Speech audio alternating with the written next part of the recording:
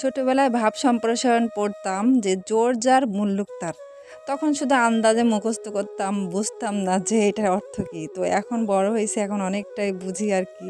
তো জোর যার মুল্লুক তার এই কথাটা আসলে বর্তমান দুনিয়ায় সবচেয়ে বেশি আমি মনে করি যে প্রভাব বিস্তার করতেছে। আর এইটা যাদের সাথে ঘটে তারাই বুঝতে পারবে। তো যাই হোক, আসসালামু আলাইকুম আমার প্রিয় সকল আপু ভাইয়েরা, সকালে কেমন আছেন? আশা করি যে যেখান থেকে আজকে ব্লগটি দেখছেন সকালে ভালো আছেন, সুস্থ আছেন। আর আশা করি সকলের ভালোভাবে ঈদ কাটলো, পবিত্র ঈদ উল ফিতর পালন করলেন পরিবার পরিজনের সাথে খুব ভালোভাবে।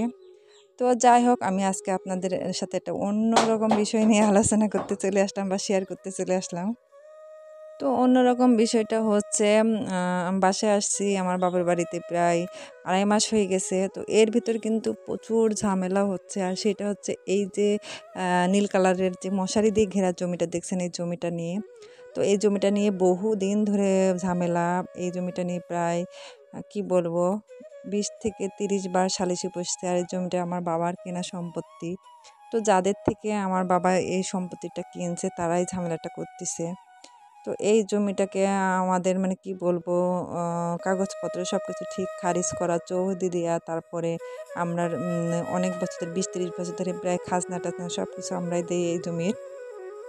তো যাই হোক, এই জমিটা নিয়ে কিছুদিন ধরে তারা খুব ঝামেলা করতেছিল। তারপর আবার নতুন করে গ্রাম সালিশি বসে, এবার একসময় মিটমাট হয়ে যায় আর কি সব কিছু। কিন্তু তারা যখন দেখতেছে এই জমিটা তারা পাবে না, তখন তারা গ্রাম সালিশির মানুষের কথা মানে না, অমান্য করে তারা এই যে জোর করে অন্য মানুষের একটা ভাঙা ঘর নিয়ে এসে, ওই যে টিনের ঘরটা দেখতেছেন ওইটা নিয়ে রাখে। তারপরে এই যে নীল কালারের মশারি দিয়ে করে বেড়া দেয়, ঠিক আছে। তো তারা এটা করতেছে। তারপর কিছু মানুষ আছে না ঝগড়াটে টাইপের, তো তারা সারাক্ষণ ঝগড়াঝাটি একাই চিল্লাচিল্লি করে আর এই জমিতে আসে। তো দেখুন সেদিন দিছে শুধু মশারি দিয়ে, তারপরে আবার কি করছে, পরের দিন তার কাটা নিয়ে আসছে, তার কাটা নিয়ে আবার বেড়া দিছে। মানে এদের কাজই হচ্ছে এই, প্রতিদিন আসবে জমিতে আর এই চিল্লাচিল্লি করবে। বাড়ির সবাই মিলে আসবে আর এই যে একদিন গাছ লাগাবে, একদিন বেড়া দিবে, এগুলো করতেই থাকে। তো যাই হোক, আমরা আশেপাশেও যাই না আর ওইসব ঝামেলার ভেতরে আমরা নেই। আমরা যা করব আইনের মাধ্যমে করব। তো আমরা এই জন্য চুপচাপ আছি, কোনো কিছু বলতেছি না। তো এই হলো অবস্থা। তো এরপরে আমরা একটা উকিল ধরি আর উকিলের মাধ্যমে আমরা কোর্টে এদের নামে একটা একটা 145 ধারার মামলা করে দিয়ে আসি, যেটাকে বলে ইনজাংশন জারি আর কি, সেটা করে দিয়ে আসি। তারপরে এই যে পরের দিন এসআই আসে, আমাদের থানার এসআই এসে তদন্ত করতে আসে আর কি।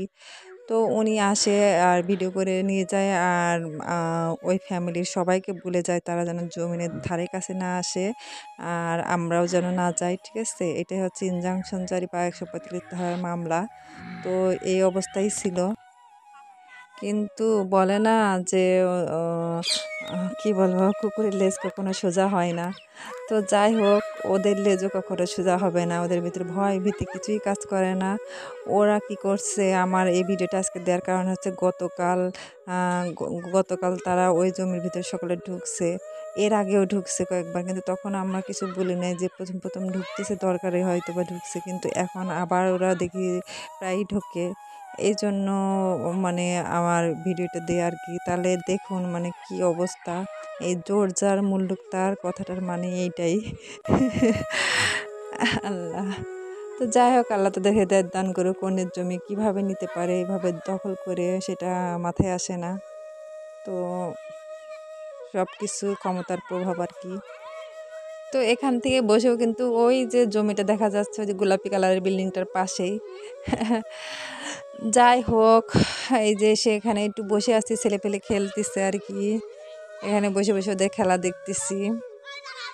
তো আমার প্রিয় সকল আপু ভাইয়ারা, যারা যারা ভিডিওটি এতক্ষণ ধরে কষ্ট করে দেখলেন, অনেক ধন্যবাদ। দোয়ার ভালোবাসা রইল। আর প্লিজ লাইক দিতে ভুলে গেলে এক্ষুনি লাইকটি দিয়ে দেন। আর যারা যারা এখনও ছাপ ফেরত পাননি, নতুন ছাপ করছেন আমার চ্যানেলে, তারা না পেয়ে থাকলে কমেন্টিতে এসে একটা নক দিয়ে যাবেন, ফেরত দিয়ে আসবো। সকলে ভালো থাকবেন, সুস্থ থাকবেন। আল্লাহ হাফেজ, আসসালামু আলাইকুম।